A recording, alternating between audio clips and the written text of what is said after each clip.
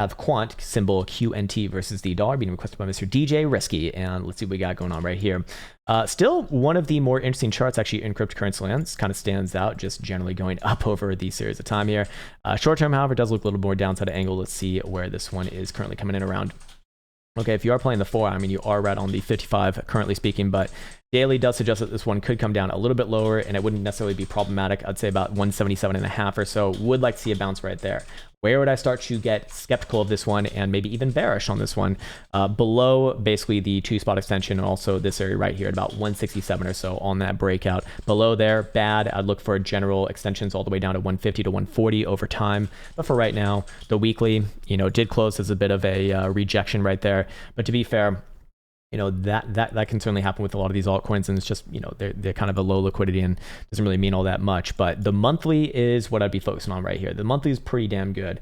It does have a massive range. Yes, this thing could come all the way down to like 150 in September and still be, at least in my opinion, okay. But this is all done on volume right here, and this is one of the better charts that we have seen just in general. As far as momentum oscillators go, I'm curious what we look at over here, and then we'll look at it on trending charts as well. Oops, this is not as helpful as the chart. Jesus, man, that is completely different. You can look at this one over here instead. Short term, a little bit of downside angled as long as we are below about 202. So yeah, I do suspect that it is short term pullback. I don't think that the 4-hour trend is going to hold. I do think that this one very likely comes down to like 178 to 180 or so, and then you probably see a bounce around there. I wouldn't necessarily be bearish on this one. Again, as long as you're above, I guess it's more like 177 and a half, we'll say. Let's look at it on the trending charts over here too, and see where we're at. All right, let's put on a weekly. Yeah, not giving me too much on this one.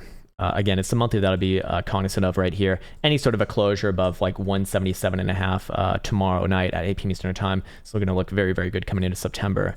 5-day, still okay, just kind of chugging its way along. Daily, yeah, short term probably does come down around 177 and a half to 178 or so. As long as you don't break below there, though, I do look at this as just sideways and up, and it's really a setup for September, not necessarily this week, so to speak.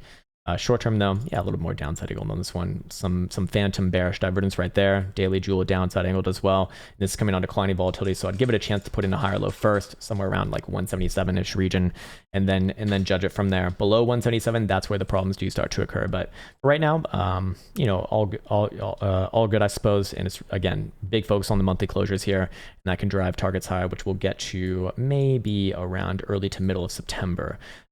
Once we actually see the monthly closure right here. But for right now, a little bit of short-term downside, and then watch those levels. So hopefully that was helpful there, sir.